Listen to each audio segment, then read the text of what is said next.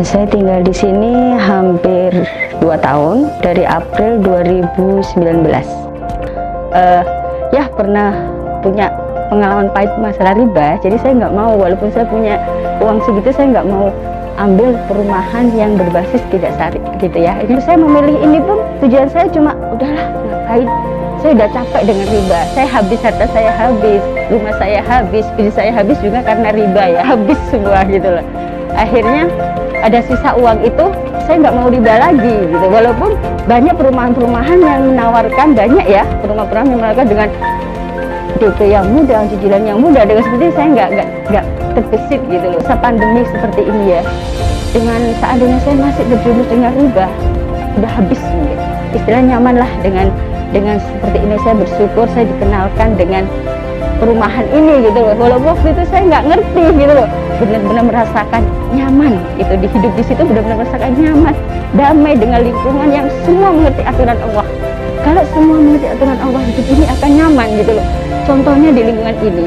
Jadi saya menyarankan ya, ayolah beralihlah, jangan muamalah kita dengan muamalah yang berbasis tidak syar'i. Setiap tamu ya datang ke lingkungan seperti ini, setiap tamu, walaupun saudara, teman, itu merasakan ini perumahan kok nyaman ya. Setiap tamu, ini saya nggak abal-abal, ini saya hak, ini saya cerita ya, seperti perumahan tapi bernuansa villa katanya. Dia belum tahu itu berbasis syariah loh, dia belum tahu. Yang saya nggak cerita di basis syariah, ini perumahan kayak villa ya gitu, bernuansa villa. Kemudian kita masuk ke sini, dia masuk, kayaknya ini kualitasnya bukan kualitas perumahan, ini kualitas apa ya, kualitas hotel katanya.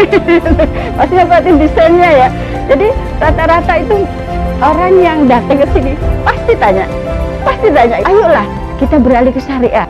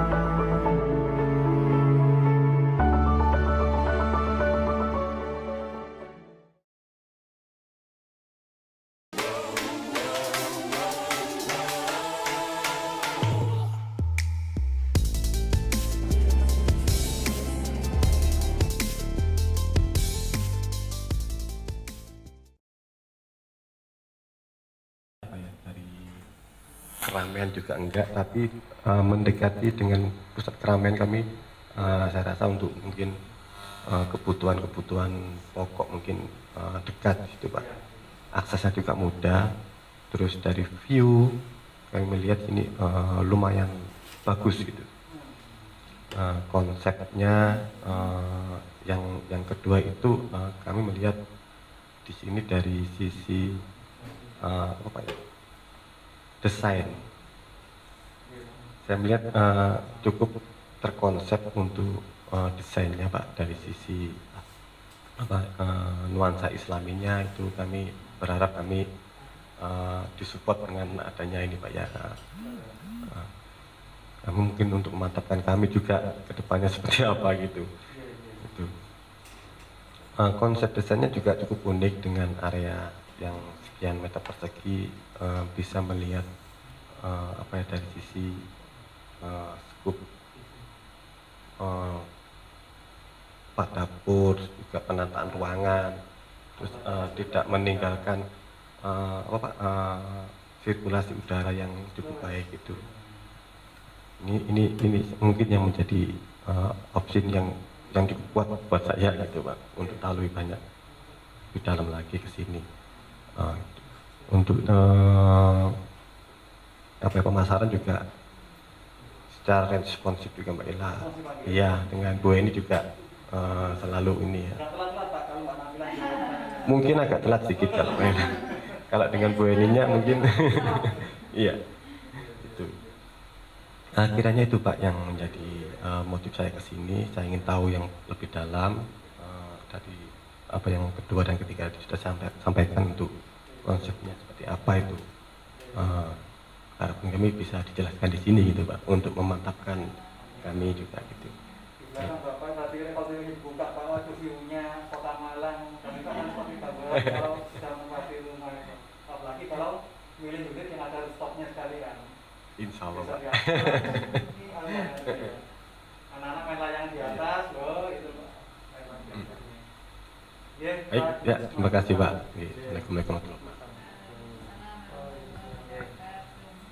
Nah, dari beberapa hal tadi memang banyak pandangan dalam memilih klaster Alhamra ini gitu ya. Tapi yang saya garis bawahi tadi itu ketika Pak Tri tadi menyampaikan banyak perumahan-perumahan syariah yang ada di Malang ini, ya, gitu. Nah, ini apakah menjadi memang pertimbangan utama untuk mencari rumah syariah itu? Ketika milih klaster Alhamra itu karena faktor mencari properti syariahnya. Karena sebenarnya di Malang ini pun banyak juga properti konvensional, ya. Artinya properti konvensional itu properti yang menggunakan bank untuk bantuan pendanaan pembelian maupun untuk pembangunannya. Tuh. Nah, apakah sama Pak Yus juga begitu? Ketika melihat klaster Alhamra ini, apakah juga faktor properti syariah itu menjadi pertimbangan? Leres, begitu nggak? Faktor apanya Pak Yus yang menurut panjenengan sehingga kemudian saya harus milih properti syariah bukan properti konven?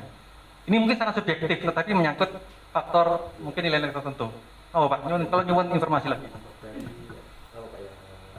Mungkin riba, juga mungkin yang ini yang menjadi pertimbangan kami, karena kalau dari KPR kan kami belum tahu angka pastinya gitu Pak.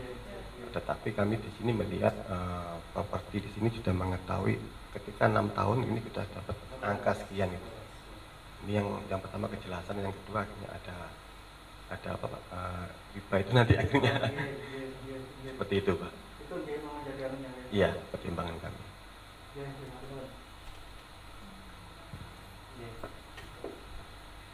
Jadi seperti Pak Yus sampaikan tadi, jadi memang baik Pak Tri maupun Pak Yus dan juga mungkin mewakili para hadirin yang melalui online juga tentang mengapa memilih properti syariah. Jadi rata-rata kita di sini itu memang kemudian betul menjaga diri kita dan keluarga dari tentang terjerumusnya kita pada bahaya riba. Leres itu Pak Tri. Apakah jenengan juga begitu? Ketika milih dan mencari properti syariah ini, Yun. Jadi ya Pak, untuk masalah pembiayaan perumahan itu ya, kalau saya pribadi kan orang awam ya Pak ya. Jadi kalau saya pertama itu punya pemikiran kalau mau transaksi itu memang lebih aman itu ada pihak ketiga, nah bank gitu kan. Jadi kita tidak perlu verifikasi developernya karena bank itu kan verifikasi. Kita mau online lewat marketplace kan, marketplace dan pihak ketiganya antara beli dan penjual. Nah, ketika difasilitasi bank itu lebih aman sebenarnya. Terus masalah KPR ya kita bisa aja pakai KPR syariah kalau nggak mau riba sebenarnya bisa saja. Nah, cuma saya lihat walaupun sekilas ya si Medina Resident developernya ini kan memang sudah punya portofolio kan ya. dari yang pertama, kedua, ketiga. Jadi secara reputasi ya insya Allah kredibel lah. Jadi walaupun nggak pakai pihak ketiga, insya Allah ya kredibel. Jadi dari situ kita sudah ini nggak pakai bank KPR syariah nggak apa-apa, asalkan dari pembiayaannya itu ya kita, kalau Jawa itu undang-undi ya lebih ringan ya, kita coba ikhtiar ke sini cari informasi.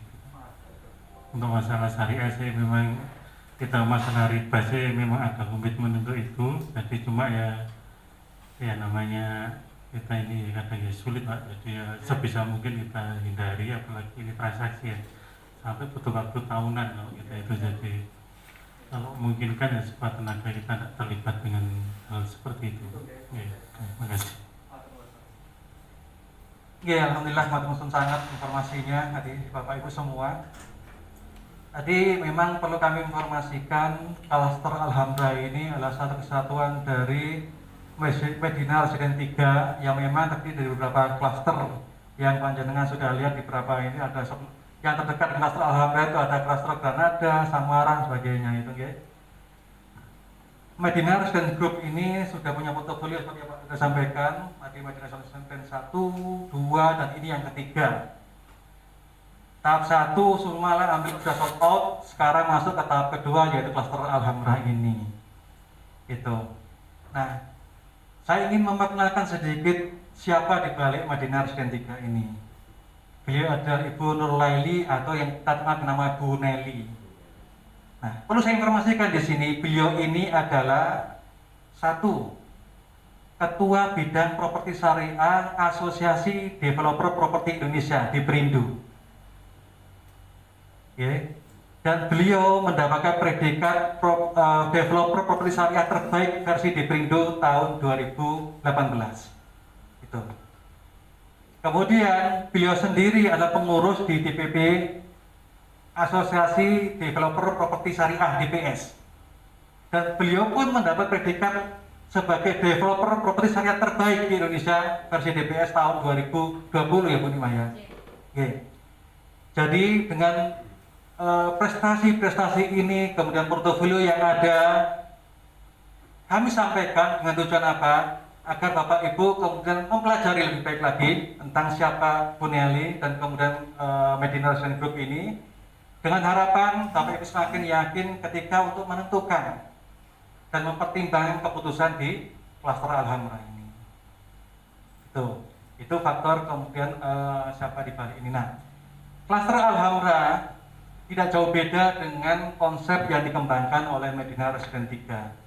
Perumahan ini dibangun dengan semangat pertama, menjaga diri kita dari bahaya dan dosa riba. Selain juga kita kembangkan sesuai dengan konsep pemahaman properti syariah. Nah, ini kita lakukan agar apa? Agar produk yang kita hasilkan dan nanti suatu saat akan jenengan nikmati, ini semuanya berlaku secara halal, mengikuti syariah Islam yang ada gitu ya, tanpa akad-akad yang jauh dari sifat gharar, ketidakpastian, ketidakjelasan, akad batil dan sebagainya, sehingga tidak sampai terjadi potensi sekecil apapun ketidakadilan di antara kita, di antara kami selaku developer dan panjenengan selaku usernya, karena kita sama-sama butuh. Dalam konteks inilah kemudian terjadi interaksi muamalah di antara kita, dalam hal ini jual beli rumah. Nah, Bapak Ibu semua, perkenankan saya secara singkat menjelaskan konsep yang menjadi semangat kita untuk membangun perumahan Medina Residen 3, khususnya saat ini yang akan panjenengan pertimbangkan, yaitu klaster Alhamra. Monggo Pak. Jadi semangat yang pertama Pak, ini terkait masalah tadi yang disampaikan oleh Pak Yus maupun juga yang disampaikan oleh Pak Tri terkait dengan masalah bahaya riba. Selanjutnya, ya. Jadi tidak ada perdebatan apapun tentang masalah riba ini. Kita semua sudah yakin bahwasanya riba ini punya dampak yang tidak ringan dan sangat dahsyat untuk diri dan keluarga kita semua, gitu ya. Kalau kemudian panjenengan pasti tahu masalah riba ini, prinsipnya secara bahasa riba ini artinya ziyadah, tambahan, yang diartikan sebagai kegiatan untuk mengambil nilai tambah yang itu memberatkan dalam kegiatan perekonomian. Contohnya kegiatan jual beli, dalam hal ini jual beli rumah, gitu ya. Nah, mengapa sih kok kemudian kita betul-betul menjaga diri dari faktor riba ini? Nah, karena memang riba punya dampak dan bahaya yang tidak ringan. Monggo berikutnya. Nah, riba ini Rasulullah sampaikan ada termasuk 7 dari dosa besar, Bapak Ibu semua. Saya yakin Pak Yus, Pak Tribun sudah sangat paham masalah ini. Mungkin saya hanya mengulang kembali, merimain kembali bahwasanya riba adalah dari 7 dosa besar. Jadi hadis riwayat muttafaq kali ini sudah sepakat semua pihak dari Abi Hurairah radhiyallahu anhu bahwasanya Rasulullah bersabda, jauhilah kalian oleh 7 hal yang mencelakakan. Para sahabat bertanya, apa saja ya Rasulullah? Pertama, syirik kepada Allah, ini hak, sudah pasti, tidak bisa dihindari. Ini sesuatu yang harus kita jaga. Membunuh nyawa yang diharamkan, makan apa ini? Tanpa hak, kemudian yang berikutnya makan riba, kemudian makan harta anak yatim, lari dari peperangan dan menuduh zina. Dari 7 dosa besar ini, riba masuk di dalamnya. Ini yang mengapa kemudian kita mengembangkan konsep yang berbasis untuk menjaga diri dari bahaya riba ini. Yang kedua, Allah secara tegas menyampaikan dan menyatakan akan memerangi siapapun yang akan melakukan riba ini. Dan surat Al-Baqarah 278-9, A'udzubillahi minasyaitonirrajim, Bismillahirrahmanirrahim. Jadi di sini Allah selalu dalam konteks riba memulai dengan ya ayyuhalladzina amanu. Jadi hanya kepada orang-orang yang beriman peringatan tentang riba ini. Kalau bukan beriman mungkin nggak perlu ada peringatan. Jadi bertakwalah kepada Allah dan tinggalkan sisa riba. Karena pada saat itu Allah alam ya, memang pada saat itu beberapa sebagian sahabat dan itu memang melakukan kegiatan memang pada saat itu memang sudah menjadi bagian kehidupan sehari-hari. Dan Allah perintahkan tinggalkan sisanya. Jika kamu orang yang beriman. Nah, ada kata-kata jika kamu orang yang beriman. Kalau nggak beriman, terserah monggo saja. Tinggal silakan nikmati dampaknya. Maka jika kamu tidak mengerjakan, maka ketahuilah bahwa Allah Rasulnya akan memerangimu. Jadi maksudnya tidak mengerjakan itu maksudnya tidak meninggalkan sisa riba. Okay. Tapi jika kamu bertaubat, artinya meninggalkan sisa riba itu, maka bagimu pokok hartamu, ya sudah pokoknya yang harus kamu selamatkan. Kamu tidak menganiaya dan tidak akan dianiaya. Berikutnya, Mbak.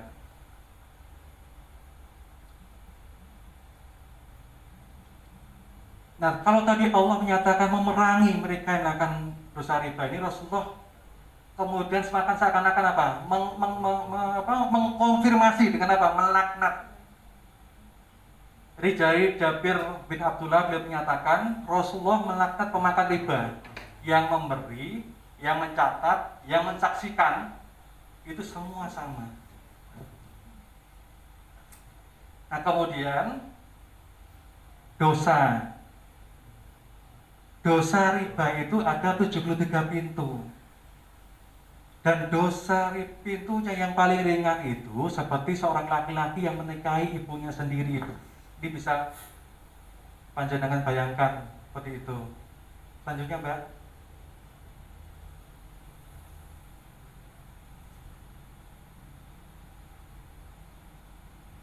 Nah, yang kelima, ini lebih dahsyat dari 36 perempuan yang berzina.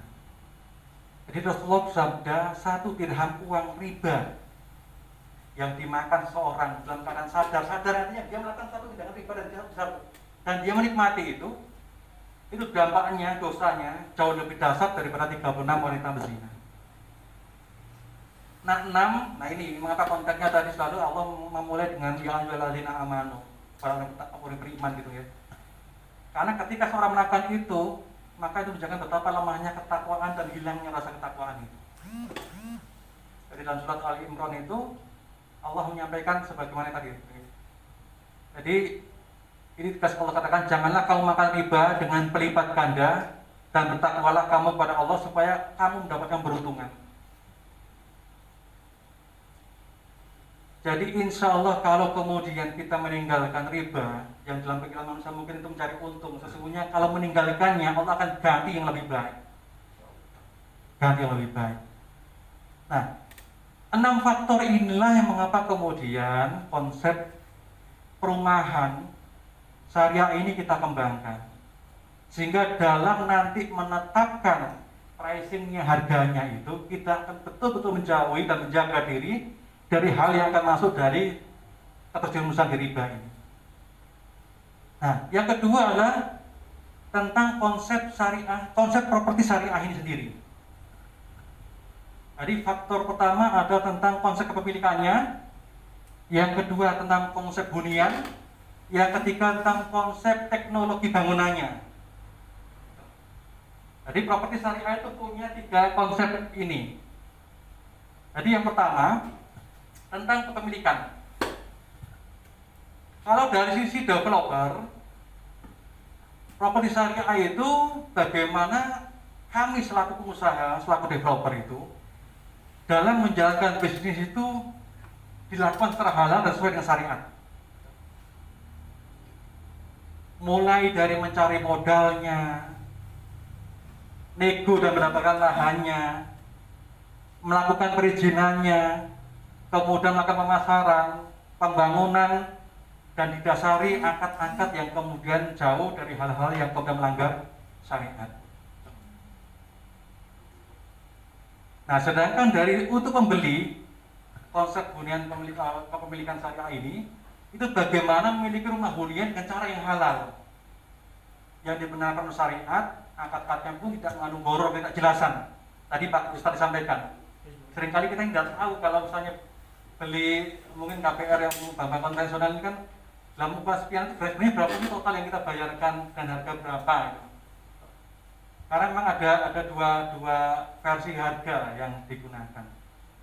Nah di sini 3, panjangnya sejak awal sudah jelas harga setahun berapa, kemudian kalau dicicil dalam berapa kali itu berapa nilainya, itulah yang akan digunakan, tidak ada perubahan apapun lagi. Itu konsep kepemilikannya. Sekarang kita lihat konsep kehuniannya. Jadi konsep hunian syariah bagi developer ini adalah bagi kami bagaimana kemudian kita menciptakan lingkungan yang islami. Dengan lingkungan ini panjenengan semua merasakan aura kehidupan yang islami yang disitu panjenengan lakukan kegiatan yang penuh kebaikan, ibadah, muamalah sebagainya, yang dengan itu insya Allah juga menjadi nilai amal soleh bagi panjenengan dan membawa ke pahala.